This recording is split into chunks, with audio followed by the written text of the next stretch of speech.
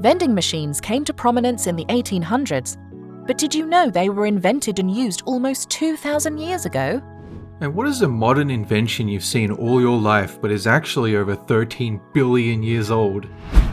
Hello there, and welcome to Shima University. Although ice cream seems like a recent invention, it's actually older than you might think. In fact, the concept of ice cream predates even the birth of Christ. Historical records suggest that ancient civilizations in China and Persia were among the first to create early versions of frozen desserts as far back as 200 BC. The Chinese are believed to have made a frozen mixture of milk and rice back in ancient times. On the other hand, the Persians developed a dessert called sharbat, which was made from rosewater, vermicelli, and saffron-infused ice. They used ice houses and pools to produce and serve sorbets all year round. Over in ancient Rome, we find a cookbook that includes many fascinating recipes for sweet desserts, many of them utilizing snow as a key ingredient. Kakigori, the Japanese dessert commonly known as shaved ice, dates back to the Heian period from the year 800 to 1185 and was created by shaving blocks of ice and serving with syrup, reserved exclusively for the aristocracy of the time. However, it was not until many centuries later that Marco Polo, an Italian explorer, is said to have brought the idea of ice cream from China to Europe. The Italian and French courts refined the recipes and popularized the dessert throughout Europe. You may be surprised to learn that the invention of ice cream cones didn't take place until the late 1800s and was only due to a Syrian waffle booth offering to make cones for the sale of ice cream by rolling up his waffles. The popularity of this concept exploded, and ice cream cones remain incredibly popular even today. But even older than ice cream, the first ever battery is believed to be the Bahgdad Battery, an ancient artifact that was discovered in Iraq, and it consists of a collection of clay jars dated to the Parthian period of around 300 BC. That's almost 2,000 years before you could put them in a Game Boy. The basic structure of the Bahgdad Battery consists of a terracotta pot with a narrow neck, which houses a copper cylinder. Inside the pot, there is also an iron rod suspended in the center by an asphalt stopper or bitumen. These pots were tested at the General Electric High Voltage Laboratory in Massachusetts and revealed to have once contained a substance like vinegar. Although we can't definitively conclude that these pots operated as a battery, one prominent hypothesis suggests that it might have been an early form of a galvanic cell or a simple battery. When the copper and iron elements are exposed to an electrolyte like vinegar or lemon juice, a weak electrical current could be generated. Present-day researchers made replicas and were able to produce a couple of volts of electricity. So the big question is, why would an ancient culture need a battery? This question and mystery has baffled archaeologists and historians for many years. Something we do understand, though, is that although places like Mesopotamia introduced us all to clay sewer pipes all the way back in 4000 BC, modern plumbing actually debuted in ancient Minoan culture in 1500 BC. This is almost as old as the founding of ancient Egypt.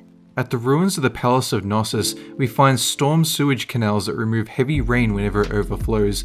They also developed ways to bring in clean water and dispose of waste well before any other civilization figured out how. They achieved this using terracotta pipes that ranged roughly 5 inches in diameter. They'd even constructed terracotta bathtubs and flushing toilets. Archaeologist Arthur Evans purchased the palace ruins in the late 1800s, and there continue to be remarkable archaeological discoveries at the site even today. But one of the most famous examples of early plumbing engineering are the Roman aqueducts, which were developed around 312 BC and continued to be expanded and improved over the centuries. These aqueducts were monumental engineering feats that transported water over long distances to supply cities with water for drinking and baths. The Romans also popularized the use of lead pipes in the construction of plumbing. But with the fall of Rome, the concept of sanitation and water supply regressed for over 1,000 years. It took public health authorities until the 1800s to prevent the rampant spread of diseases from lackluster plumbing. Now, plumbing might be obvious as an ancient invention, but did you know that chewing gum isn't as modern as you think? In fact, this stuff was created as far back as 3000 BC. This is older than the invention of brain surgery. During the Neolithic period 5,000 years ago, the gum was made from birch bark tar. We know this due to tooth imprints on tar found in Finland. That gum had antiseptic properties, but it was only later that other civilizations chewed gum for the positive properties they gave. The ancient Greeks chewed a substance called mastiche, made from the resin of the mastic tree. They believed that chewing mestige had medicinal properties, and they used it to freshen their breath. The Mayans, as well as other indigenous people of Central America, chewed on chicle, a gum-like substance derived from the sapodilla tree. Chicle was mainly chewed for enjoyment, but also as a way to quench thirst. Modern chewing gum, as we know it today, was made and developed from chicle in the 1860s in the United States. Thomas Adams, an American inventor, is credited with being one of the first to commercialize and popularize chewing gum as a product. He initially intended to use chicle as a rubber substitute, but later discovered its potential as a chewing gum ingredient. Food and beverage machines first came into prominence in the late 1800s, but these weren't the earliest inventions of it. Coin-operated machines, such as for tobacco, were invented in the 1600s. But there's a slightly older version you may not know about. The very first vending machines actually date back almost 2,000 years. These were created by Heron of Alexandria, an ancient Greek mathematician and engineer in 1st century AD. His vending machines were installed in Egyptian temples and designed to dispense holy water in exchange for coin. The device worked using a system of levers and floats. As the coin was inserted, it would displace a certain amount of water in a container, causing the level of water to rise and trigger the release of a measured portion of the holy water.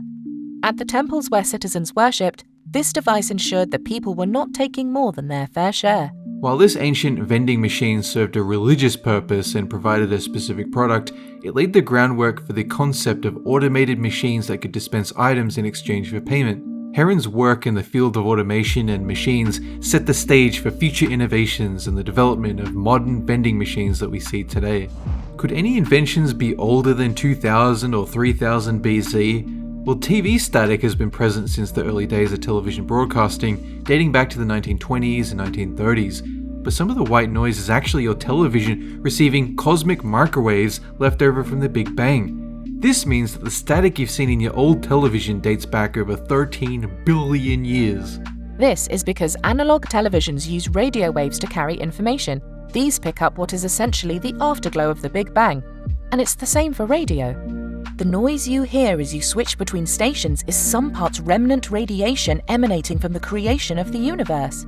Television static has many names in different languages, such as Ameisenkrieg in Swedish and Ameisenkrieg in German, both of which translate to War of the Ants.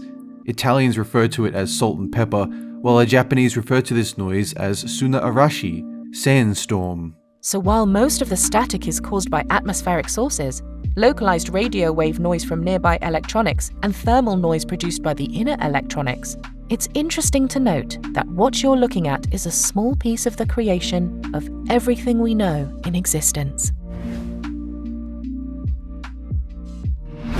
Which of the following ancient civilizations used a frozen mixture of milk and rice to produce the first ever ice cream? A. Persia. B. Rome. C. China. D. Japan. What metals were involved in the Bahgdad Battery device? A. Copper and iron. B. Gold and silver. C. Zinc and aluminum. D. Tin and lead. That's all for now. Keep studying and I'll see you all in the next video.